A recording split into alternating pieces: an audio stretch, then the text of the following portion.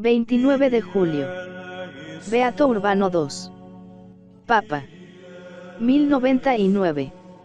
En las iglesias y en las plazas y en los caminos se escuchaba la palabra profética: la raíz de Jesé va a levantarse para juzgar a las gentes, ella será la esperanza de los pueblos, su sepulcro se cubrirá de gloria. Jerusalén, Jerusalén, era el grito universal de la cristiandad, y en todos los corazones bullía una misma esperanza: el rescate de los santos lugares. La palabra de un monje y de un ermitaño había sido bastante para conmover a todo el occidente. El monje era Urbano, pontífice de Roma; el ermitaño, Pedro, asceta, peregrino, penitente, tribuno. Urbano tenía la dignidad, el poder, la elocuencia sabia y serena. Pedro tenía dos brasas en los ojos, un volcán en el pecho y una elocuencia arrebatada y tumultuosa que hacía olvidar sus apariencias mezquinas y su mediana estatura. Dios los había juntado para una gran empresa. Habían recorrido media Europa esparciendo la semilla de una de las más grandes y más gloriosas revoluciones que han existido, y ahora se dirigían a Clermont para darle digno remate. Todo lo mejor del mundo cristiano iba tras ellos, empujado por la vibración de la fe. Abrióse la gran asamblea. Era un cuadro de movimiento y de luz que pudiera tentar a cualquier pintor: el Papa, centenares de obispos, miles de caballeros y una muchedumbre innumerable que hormigueaba ante las torres de la ciudad, ebria de entusiasmo. Hubo un instante en que el ermitaño se postró a los pies del pontífice, y llorando de piedad y de rabia, se puso a contar las desgarradoras escenas por él presenciadas en las rúas de la ciudad santa.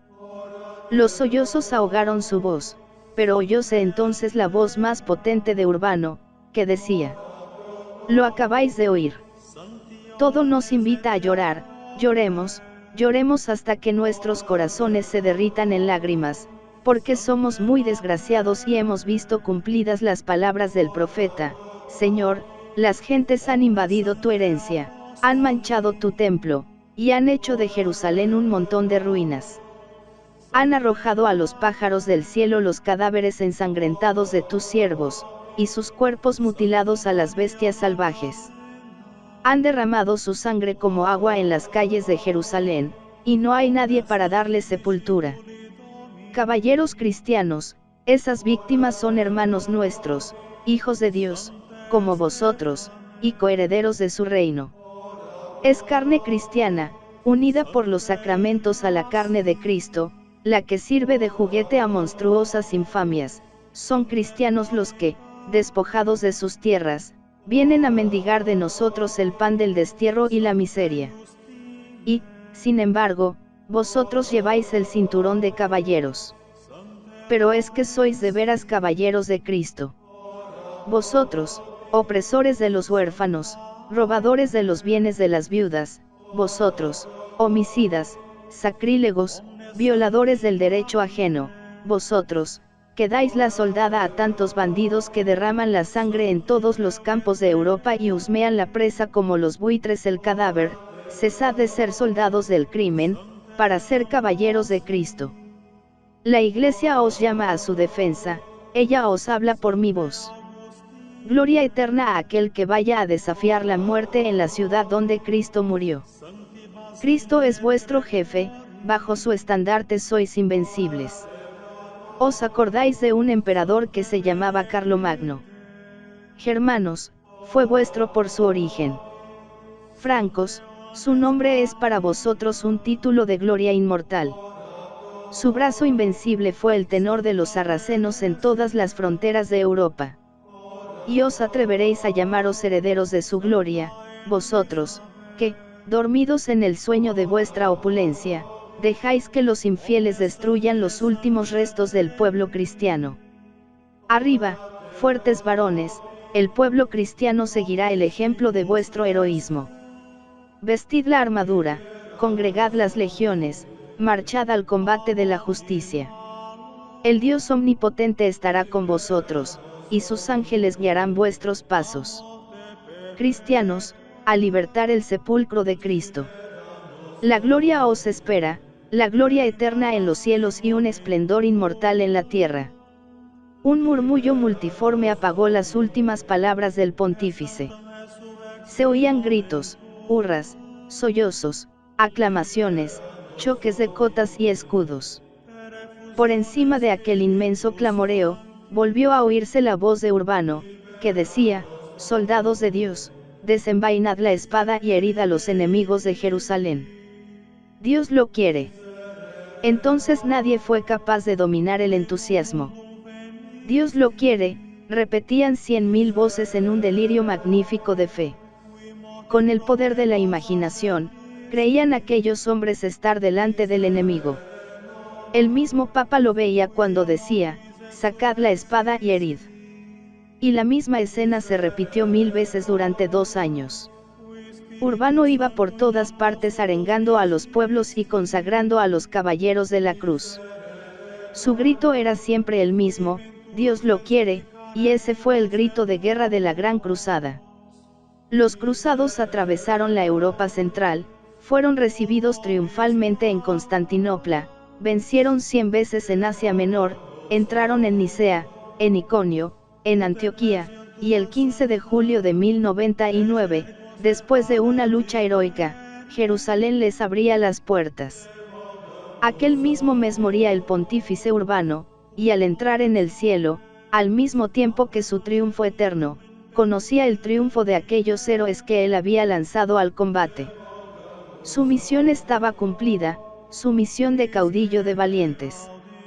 Heredero del hábito de las virtudes y de la política de Gregorio VII, y cluniacense como él, había sido martillo de los tiranos, alma de los concilios, azote de los sacrílegos y terror de los cismáticos.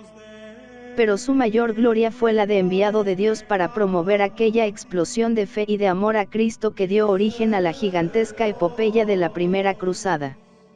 Aquel movimiento súbito, que se propagó como un incendio, es uno de los grandes prodigios de la historia, y Urbano no lo hubiera preparado y encauzado si la llama santa no abrazara su pecho. Esta fue su empresa más brillante, pero no la única. Más profunda, más constante y no menos provechosa para la Iglesia fue su actividad reformadora. Elegido en 1088 para ocupar la cátedra de San Pedro, proclama desde el primer momento su fidelidad inviolable a las enseñanzas de Gregorio VII, su antecesor. Creed, escribía a un obispo alemán, que apruebo cuanto él aprobaba, que rechazo cuanto rechazaba. Durante 3 años camina errante a través del mediodía de Italia, con la mirada fija en los principales protagonistas de la contienda. Sabe ceder sin deshonrarse, tiene flexibilidad y energía al mismo tiempo, con su conocimiento de los hombres divide y desmoraliza a los enemigos, y gracias a su política las ideas gregorianas ganan nuevos partidarios en el alto clero de Italia y Alemania. En 1093 se acerca por fin a Roma, y entra secretamente en la ciudad, pero como Letrán y el castillo están en manos de los imperiales, permanece oculto en la casa de un amigo. Sus leales tienen que ir a verle de noche. Logra entrar en negociaciones con el capitán que defiende la ciudadela y el palacio, pero no tiene recursos para responder a las ofertas del germano, y entonces fue cuando un abad de Francia puso a su disposición una suma importante, joyas, tapices, mulos y caballos, y gracias a esto, dice el generoso donante, logramos entrar en Letrán y posesionarnos del palacio, donde yo fui el primero en besar los pies del Papa. Aun después de posesionarse de Roma, Urbano II sigue siendo un papa peregrino. Ahora recorre el norte de Italia, pasa los Alpes, penetra en Francia, su patria, y va de ciudad en ciudad, perdonando a los que se arrepienten, fulminando la excomunión contra los contumaces, despertando el fervor religioso, reuniendo concilios y lanzando decretos contra los cismáticos y los simoníacos. Es un apóstol a la vez que un administrador. Predica y legisla, absuelve y gobierna. Los reyes están contra él, Enrique IV hace esfuerzos inauditos para sacudir el peso del anatema, Guillermo el Rojo sigue en Inglaterra su misma política de absorción eclesiástica, y en Francia, Urbano tiene que excomulgar a Felipe Augusto, adúltero y concubinario. Los pueblos, en cambio, le siguen delirantes y le aclaman en los caminos. Un llamamiento suyo conmueve a las muchedumbres, condes, prelados, caballeros, monjes y colonos. A su lado está la condesa Matilde, protectora infatigable de la Santa Sede, y los condes normandos del sur de Italia. Mantiene también estrechas relaciones con los príncipes de España, y concede a Pedro I de Aragón la protección del apóstol, que todos tus sucesores reciban el reino de nuestra mano y de la de nuestros sucesores, pagando el censo convenido a San Pedro y rindiéndole homenaje. Que ningún obispo o legado se atreva a lanzar contra ti o tu esposa una sentencia de excomunión sin el consentimiento del Papa. Aun después de posesionarse de Roma, Urbano II sigue siendo un papa peregrino. Ahora recorre el norte de Italia, pasa los Alpes, penetra en Francia, su patria, y va de ciudad en ciudad, perdonando a los que se arrepienten, fulminando la excomunión contra los contumaces, despertando el fervor religioso, reuniendo concilios y lanzando decretos contra los cismáticos y contra los simoníacos. Es un apóstol a la vez que un administrador. Predica y legisla, absuelve y gobierna. Los reyes están contra él. Enrique IV hace esfuerzos inauditos para sacudir el peso del anatema. Guillermo el Rojo sigue en Inglaterra su misma política de absorción eclesiástica, y en Francia, Urbano tiene que excomulgar a Felipe Augusto, adúltero y concubinario. Los pueblos, en cambio, le siguen delirantes y le aclaman en los caminos. Un llamamiento suyo conmueve a las muchedumbres, condes, prelados, caballeros, monjes y colonos. A su lado está la condesa Matilde, protectora infatigable de la Santa Sede, y los condes normandos del sur de Italia. Mantiene también estrechas relaciones con los príncipes de España, y concede a Pedro I de Aragón la protección del apóstol, que todos tus sucesores reciban el reino de nuestra mano y de la de nuestros sucesores, pagando el censo convenido a San Pedro y rindiéndole homenaje. Que ningún obispo o legado se atreva a lanzar contra ti o tu esposa una sentencia de excomunión sin el consentimiento del Papa. A principios de 1099, habiendo entrado, para emprender el viaje definitivo, en la ciudad eterna, Urbano II coronaba su obra con un nuevo concilio, en que se hallaban reunidos los más ilustres representantes de la cristiandad. Mientras los 200 padres discutían, los peregrinos se agitaban en torno a la tumba del apóstol, levantando un ruido ensordecedor. Para promulgar los decretos, fue preciso que el Papa designase a un obispo de voz estentórea y talla de gigante, Reingerio de Luca, que se colocó en medio de la asamblea. Después de leer los cánones, Reingerio, cambiando de tono, prosiguió entre un entusiasmo general. Bueno. Estamos cargando de leyes a los pueblos, y no ponemos un dique a las violencias de los tiranos. No hay día que no lleguen a la Santa Sede noticias de sus maldades. Se pide ayuda, se busca consejo, ¿y con qué fruto? Lo sabemos todos y lo lamentamos. De la extremidad de la tierra ha venido un hombre que se sienta entre nosotros, dulce, modesto, silencioso, aunque en su mismo silencio hay una elocuencia singular. La grandeza de su dulzura y de su humildad es la medida de su grandeza delante de Dios. Despojado, humillado, maltratado, este hombre ha venido a pedir justicia a la cátedra apostólica. Y si queréis saber de quién hablo, ahí lo tenéis, es Anselmo, arzobispo de Inglaterra.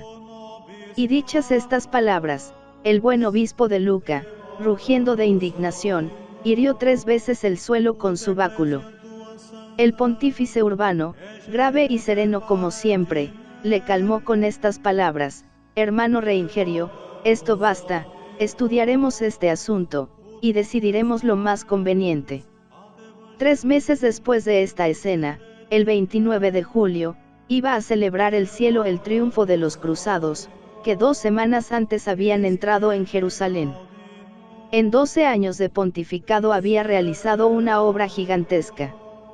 Aún no estaba terminada la lucha terrible entre la Reforma Gregoriana y el Imperio Germánico, pero podía preverse ya el día en que el sucesor de Enrique IV renunciaría a la investidura espiritual por el báculo y el anillo. Los principios gregorianos han ido arraigando en las conciencias de los pueblos, han entrado en los palacios y tienen una solidez auguradora de la victoria. Tenía Urbano la fogosidad, el ardor bélico de Gregorio, pero tenía más moderación, más habilidad política. Aleccionado por la experiencia de la larga lucha, con una paciencia y una tenacidad que se fortalecían delante de los obstáculos, pero al mismo tiempo con suavidad y condescendencia, llevó adelante la aplicación de los decretos reformadores, sin abdicar ninguna de las imperiosas reivindicaciones de su predecesor. Puede considerársele como uno de los más sabios arquitectos de la sociedad cristiana en su apogeo. Trabaja con la conciencia de su misión. Comprende que los poderes laicos acepten la tutela de la Iglesia, en vez de ser ellos los que la impongan. Una transformación profunda se está operando en la Europa feudal, más que una reforma, la obra gregoriana es una revolución que regenera a la Iglesia, provoca en ella un renacimiento de la vida y el pensamiento, y le hace capaz de dirigir a la cristiandad sin ayuda del imperio. Nace una jerarquía nueva de fuerzas, y el mundo sale del caos feudal. La labor inmensa asegurada por el genio de Hildebrando y continuada por la sabia tenacidad de Urbano II, asegura al papado el desarrollo de una influencia que las condiciones económicas y sociales de Europa no le habían permitido ejercer hasta entonces.